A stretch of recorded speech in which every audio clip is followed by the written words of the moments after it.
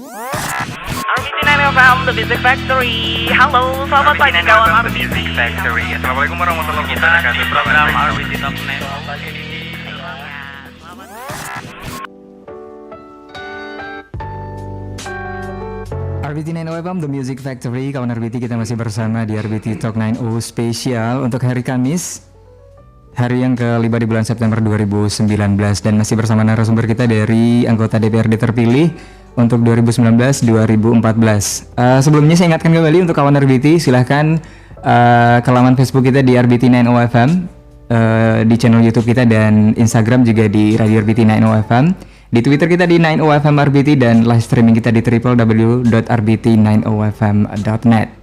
Baik, kita masih menanti komitmen anggota legislatif terpilih penuhi janji kampanye untuk hari ini ya. Masih bersama Pak Yuda dari anggota DPRD Provinsi Riau terpilih fraksi P3, kemudian Pak Hamdani MSSIP anggota DPRD terpilih Kota Pekanbaru ya untuk fraksi PKS. Gimana Pak? Masih? Stay tune. Stay tune Pak ya. Stay tune. Oke, the next question Pak. Pertanyaan berikutnya nih. Kayaknya banyak pertanyaan, emang harus banyak pertanyaan ya. Kalau boleh berbagi cerita atau sharing lah, apa latar belakang nih bisa terjun ke ranah politik? Apakah memang basically-nya memang politik atau ala kulihal itu profesi lain gitu Pak? Sebelum-sebelumnya. Ke Pak Yuda dulu kayaknya nih. Saya ke Pak Yuda. Dulu. Saya ke Pak Yuda. Udah dua kali saya duluan loh. Ya, terima kasih Mas Rey. Latar belakang politik ya. Kalau dibilang dari dulu organisasi mungkin termasuk aktif. Tapi semenjak saya dari cerita tadi ketua 98 saya sudah berhenti untuk ikut organisasi dan fokus untuk dunia pendidikan, dunia pendidikan dan dunia usaha. Jadi kenapa kembali lagi ke dunia politik adalah memang tidak lepas dari pengaruh dari almarhum ayahanda Haji Zainal waktu itu. Mulai 2006 beliau sudah mengikrarkan diri mengabdi dirinya untuk masyarakat melalui bidang politik. Iya. Ya kan? 2006 beliau ikut pemilihan bupati, kemudian kalah. Kemudian dia masuk ke DPRD provinsi. Alhamdulillah beliau terpilih. Sampai terakhir beliau menjabat sebagai Bupati Kampar yang almarhum kemarin tahun 2018 kemarin meninggal. Beliau lah banyak mengajarkan saya tentang politik dan bagaimana politik itu bekerja dan bagaimana politik itu bisa menginfluence masyarakat dan mengambil keputusan yang buat masyarakat. Nah, inilah yang saya pertama nggak begitu suka karena kita sudah terparadigma di kita itu adalah, dan itu yang selalu diumbarkan sama orang-orang yang tidak baik tadi, mengatakan politik itu jahat, politik itu kejam, politik itu kejam, politik kotor. Padahal itu bukan politiknya, tapi individunya yang sengaja membuat itu seperti itu. Sehingga apa? Sehingga orang baik dia tidak akan berpikir masuk politik. Mau diamankan itu supaya mereka bisa mengontrol, menguasai ini semua. Nah, ini yang salah. Kemudian saya pelajari betul. Kemudian saya ikut beliau keliling ke setiap daerah, desa-desa, ke kampung-kampung, ngobrol dengan masyarakat. Sangat penting sekali pengaruhnya kebijakan dan pengambilan keputusan. Contoh, saya ini misalkan punya uang nih, kaya nih misalkan. Saya bisa menyumbangkan kain saya tuh 5 miliar setiap bulan misalkan. Saking kayanya misalkan ya. Ganti 5 miliar. Itu nggak ada artinya dengan satu lembar tanda tangan seorang bupati atau seorang ketua dewan misalnya. Nggak ada artinya. Dengan tanda tangan itu kita mau bisa menghasilkan 200, 300 sampai 1 triliun mau kita apakan di uang ini? Untuk kemaslahatan umat kah? Atau untuk apa gitu loh? Nah, disinilah yang saya terasa kayak, dan masyarakat tuh juga mintanya nggak macam-macam loh Pak. Nggak macam-macam. Saya kemarin sosialisasi sudah hampir mendekati ke titik 240 desa. Banyak Pak. Capek itu 40 desa ya kan. Melelahkan Pak. Kalau di Kota Madi mungkin deket-deket ya. Kalau di Kampar itu Pak Ketua izin juga ini, itu jaraknya jauh-jauh. Ada satu desa itu jaraknya bisa 6 jam. Bayangkan saja dari saya ke Pekanbaru untuk ke desa itu saya harus lewat Pangkalan dulu. Keluar dari Provinsi Riau, masuk Provinsi Sumatera Barat, kemudian masuk lagi nyebrang sungai, lewat jalan kecil, kampung dan masih tanah, itu baru ketemu desa paling baratnya di Kabupaten Kampar, nama Desa Balung. Itu kalau hujan susah lewatnya. Bayangkan saja. Helikopter itu, Pak. Dan itu aja yang mereka minta. Pak, kami tak tolonglah katanya. Kami juga ingin merdeka. Iya, iya. Kami juga ingin akses lah. Akses apa? Buat jalan. Biar kami kalau kami nanam di kebun bisa kami jual ke pasar terdekat. Hanya itu permintaan. Sederhana sekali. Mereka nggak minta yang lain-lain. Mereka nggak minta ya sesuatu yang canggih, mesti ada apa gitu ya. Contoh di Kampar Kiri Hulu juga, ya. Akhirnya kami ke waktu Kampar Kiri Hulu waktu zaman almarhum berhasil mendapatkan jalur interpretasi. Bayangkan Pak, dari zaman nenek moyang mereka sampai sekarang ini baru kali ini lah mereka ada jalan. Selama ini lah sungai. Sungai itu 6 jam loh. Dari Pangkalan Serai sampai ke desa terdekat untuk bisa jalan ada aspal 6 jam. Bayangkan kalau kita sakit situ. Apalagi kalau banjir. Makanya ini yang prioritas kita waktu itu adalah infrastruktur pasti itu. Pasti infrastruktur terutama yang daerah-daerah yang memang jaraknya memang lebih sulit gitu loh. Nah ini yang saya lagi fokuskan. Jadi sebenarnya permintaan masyarakat itu sangat sederhana, cenderung masih masalah-masalah pokok sebetulnya. Dasar aja. Jadi kami kalau di Kampar sih kebetulan kan dari perwakilan Kampar banyak tidak berpikir yang lain-lain dulu nih. Masih perihal-perihal dasar dulu yang kita coba bantu dari masyarakat, ya kan? Baik itu pendidikan, kesehatan dan contoh infrastruktur. Infrastruktur itu bukan bicara jalan saja nih Pak, tapi bicara tentang telekomunikasi. Kenapa saya bilang telekomunikasi penting? Karena contoh itu gini, mereka tuh kalau membuat KTP, ngurus KK segala macam, dari yang tadi yang di Pangkalan Serai tadi nih, mesti ke Bangkinang dulu, sudah naik kapal 6 jam, naik mobilnya kurang lebih 2,5 jam. Sampai sana Pak belangkonya habis. Ngantrinya lama. Mau nggak mau harus menginap, misalkan begitu kan? Atau Pak ngantrinya lama, mau pulang nggak bisa kemalaman. Nah ini yang saya mau rubah kemarin. Jadi saya akan siapkan infrastruktur sehingga mereka tuh nggak perlu jauh-jauh mesti ke Bangkinang, cukup sampai kecamatan terdekat, cukup itu kan nggak lama lah ya. Nah apalagi kalau sudah jalur interpretasi jalan ada jalan gitu kan, jauh lebih cepat. Nah jadi infrastruktur itu juga akan kita coba kejar dan saya kemarin minta ke teman-teman di provider telekomunikasi untuk menyiapkan juga sarana telekomunikasi, mungkin tower atau repeater untuk memperkuat sinyal sana karena susah. Sekarang kalau berhubungan manjat sana, pohon, manjat pohon, pakai tadi, manjat kelapa. Jadi, nah itu seperti itulah. Jadi yang saya yang terjebak bukan terjebak lah ya. Pertama sih terjebak merasa ya, tapi akhirnya ini sudah. Kayaknya kalau saya tidak ikut, rasanya ada yang salah dari saya. Ya, kita punya kesempatan, kita punya sedikit kemampuan, ya kan? Kan kalau kita kan diperintahkan untuk biarpun satu ayat tolong disampaikan, berarti kan intinya adalah biarpun ada sedikit ilmu tolonglah juga kita amalkan, biarpun itu paling sedikit. Nah itu saya coba dan rasanya itu bisa kita lakukan apabila kita bersama-sama. Jadi dulu ada keterpaksaan, kemudian masa terjebak, sekarang itu rasanya sudah kewajiban saya untuk ikut ini di politik karena ini adalah jalur untuk pengabdian yang buat saya yang langsung terasa ke masyarakat. Itu saja. Iya Mas. Mudah-mudahan ininya bisa terrealisasi Pak ya. Amin amin ya Allah.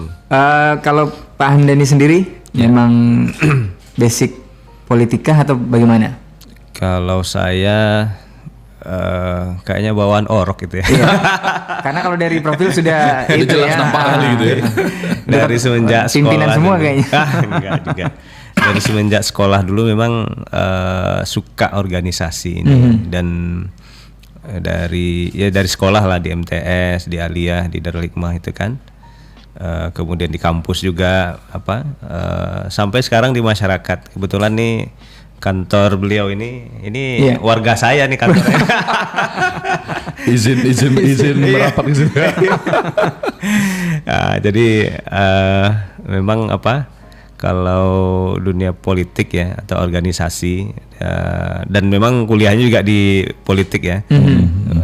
Makanya sarjananya ilmu politik juga, mungkin kayaknya linear lah ya, sesuai dengan on the track gitu. Walaupun sebetulnya kalau politik ini semua orang bisa belajar, kayak Bang Yuyun kan sarjana teknik, tapi sarjana teknik politik gitu. Dan sama seperti Bang Yuyun bilang tadi, ini beban moral kita gitu, tanggung jawab moral kita yang harus kita ambil ketika kita melihat ketidakadilan, ketika kita melihat ada masalah, dan orang jahat aja serius dia untuk bisa mengambil peluang di situ gitu. Men-setting programnya untuk bisa ini ya. Betul, tadi sudah disampaikan efeknya politik ini. Kalau kita contohkan Pak Anies Baswedan di Jakarta misalnya kan, ini eksekutif memang ya, tapi itu juga harus didukung oleh legislatif yang juga punya niat baik gitu di sana. Itu kalau demo 1 juta orang demo nutup tempat-tempat perjudian atau prostitusi kan, itu belum tentu tutup kan. Zaman dari dulu lagi kan, kayak Alexis itu misalnya kan. Itu dengan 1 suratnya tutup itu barang kan. Nah, itu salah satu contohnya. Nah, kita ingin politik ini memang sarana kita beribadah pada Allah dan efeknya terasa di masyarakat gitu. Nah, tapi tentu memang nanti skala prioritas ya, karena memang banyak hal yang harus kita benahi di negeri kita ini, ya tentu dengan level kita masing-masing gitu. Kalau Bang Yuyun udah provinsi ini kan, dapil dari Kampar, ya tentu nanti beliau prioritasnya ada gitu. Tadi beliau sampai infrastruktur segala macam gitu kan. Kalau saya tentu di Pekanbaru ya, dengan sekelumit masalah yang ada, dinamika yang ada, itu kita lihat nanti mana program prioritas, khususnya dengan janji kampanye kita ya, sesuai dengan tema pembahasan kita sekarang ini kan. Nah itu kira-kira Mas. Kita ke pertanyaan selanjutnya Pak. Ini agak sedikit melebar ini ya. Ini big plan-nya nih Pak. Big plan-nya. Kita ke Pak Hamdani dulu, baru ke Pak Yuda nanti ya.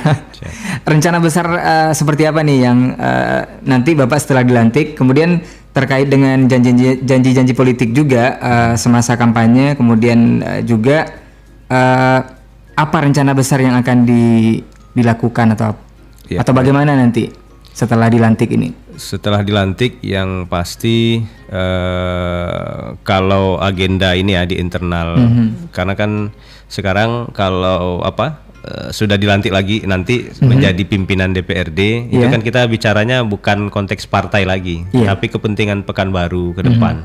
Pekanbaru ini mau kita apakan gitu. Nah, dengan masalah-masalah yang ada, jadi setidaknya ada 3 masalah yang cukup mendasar di Pekanbaru ini ya. Kalau kebutuhan dasar mungkin di Pekanbaru relatif sudah terpenuhi lah ya. Infrastruktur, kesehatan dan pendidikan itu relatif sudah terpenuhi. Tinggal perbaikan-perbaikan di beberapa sisi di kebutuhan dasar itu. Kalau Pekanbaru ini kan kota metropolis ya. Penduduknya udah 1 juta lebih. Biasanya masalah-masalah dengan kepadatan penduduk yang sudah di atas 1 juta ini hampir sama di kota-kota besar di Indonesia ini. Mirip-mirip Pak ya? Iya, mirip-mirip. Tapi Pekanbaru ini memang cukup unik ya, kayak masalah banjir misalnya. Ya, tidak hanya Pekanbaru memang banjir ya, Jakarta pun banjir gitu. Banjir ya. Itu pusat ibu kota malah kan, dan jadi alasan untuk pindah ibu kota katanya kan. Yang kalau kita teliti lebih dalam sebetulnya tidak beralasan, tidak mendasar.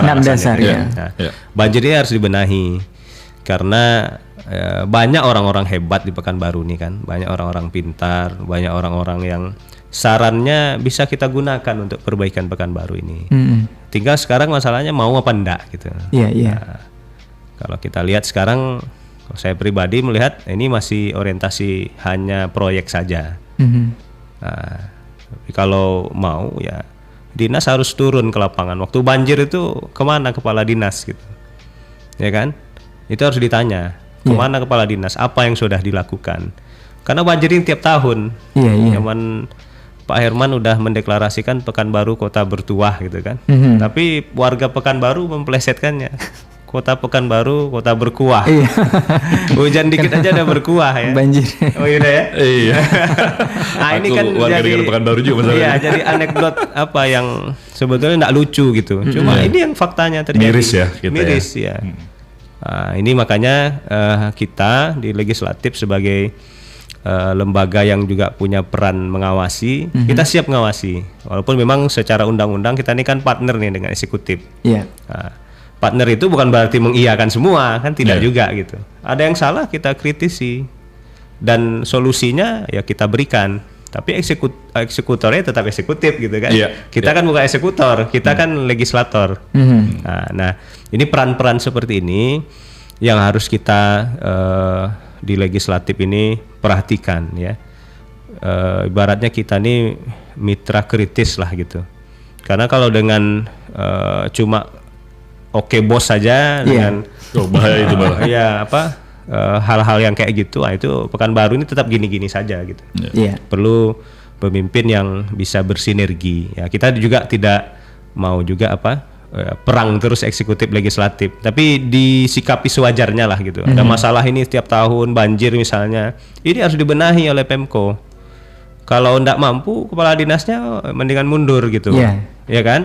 Kalau saya lah wali kota gitu ya Bang Iwin ya. dinas mampu ndak? Kalau ndak ya di MOU-nya sampaikan kalau ndak mampu ngatasi banjir 2 tahun mundur. Atau setahun ini apa plannya sampai masalah banjir selesai. Ya kan? Mustahil lah orang-orang penting, pejabat-pejabat penting itu ndak paham tentang itu kan. Ya, buat aja kontrak seperti itu kan beres sebetulnya Bang Iwin ya. Simple gitu. Nah, cuma sekarang nih masalah goodwill-nya mau apa tidak. Kalau saya sebenarnya no comment sebenarnya. Karena saya tahu masalahnya detail. Ya mau apa tidak kan gitu. Tidak hanya orientasi proyek gitu. Ya proyek kan implikasi saja. Yang penting itu dijalankan dengan baik-baik. Proyeknya tetap harus jalan gitu. Cuma kan tidak hanya untuk pelaksanaan proyek, kemudian pembangunan ini jadinya perbaikan itu pun jadinya hanya orientasi proyek, bukan orientasi hasil bagaimana banjir ini selesai gitu. Nah, itu yang pertama. Yang kedua masalah sampah misalnya. Sampah ini kan masih seputar masalah pengangkutan, ya kan? Tidak ada pikiran OPD ini di DLHK ya. Saya pernah diskusi dengan ini sebelum masih masa-masa kampanye lah ya. Waktu saya RW pertama juga saya masalah sampah ini cukup menjadi dia simple tapi meresahkan gitu. Ya kan? Kita jalan di jalan nangka, di jalan besar Kota Pekanbaru nampak di mana-mana ada sampah kan. Untuk ngurus distribusi pembawa sampahnya enggak beres gitu kan. Gimana ngurus yang lain. Nah, sekarang Pemko harusnya berpikir sampah ini sudah harus menjadi menjadi income malah untuk pemerintah. Nilai ekonomis ada. Punya nilai ekonomis karena kemarin cerita masih tahun ini ya, awal-awal tahun lalu dengan DLHK sampah Pekanbaru ini 50 ton satu hari. Banyak Pak 50 ton satu hari, bukan seminggu ya, sehari. Dan separuhnya itu kan sampah plastik.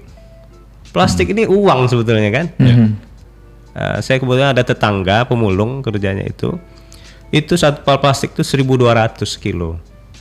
Kalau 25 ton berapa duitnya? Nah, kalau kita berpikir seperti itu, nah ini masternya kan di sini ya. Kalau itu segan saya ngitung-ngitungnya kan, ada masternya di sini kan. Itu beliau ya lebih paham mitra seperti beliau ini harus didengar ya. Apalagi beliau ini ketua Kadin Pekanbaru kan. Itu tuh bisa jadi uang. Nah, sekarang masalah PAD Pekanbaru juga tidak tercapai, itu kan bisa jadi PAD kalau kita mau berpikir lebih dalam ya. Jadi memang masalah mentality birokrat kita ini harus kita perbaiki. Ya, harus ada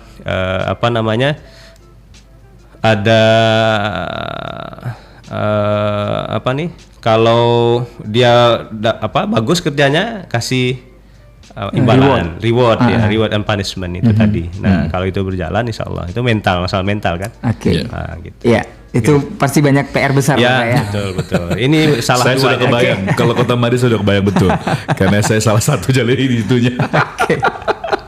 Oke, senada dengan pertanyaan dengan Pak Hamdani ya. Kemudian Ya. spesial ini untuk Pak Yuda nih. Barangkali untuk slogan ataupun dengan tagar seperti ini cukup famous lah Pak di Apa itu? belakangan ini ya. Kita pengen tahu nih hashtag Kampar naik kelas ini. Boleh di explain sedikit Pak. Jadi kelas berapa gitu? Iya. Ya. Apakah Nah. kelas 1 atau kayak gimana? Nah ini salah satu yang seru sebetulnya. Kenapa saya kepikir buat hashtag kemarin Kampar naik kelas? Ini Kampar naik kelas itu sebenarnya bukan sekedar hashtag, Iya. tapi itu adalah suatu ajakan gerakan bagaimana kita membangun negara kita, negeri kita ini menjadi lebih baik. Ya, jadi bukan Kampar naik kelas tuh, kita sudah tinggal kelas, enggak begitu hitungannya. Yang namanya Kampar naik kelas itu adalah itu prinsipnya saya ambil dari prinsip Kaizen. Kaizen dari Jepang nih Pak. Improvement continuously. Jadi kita harus berbuat lebih baik setiap hari. Hari ini harus lebih baik dari kemarin, besok harus lebih baik daripada hari ini.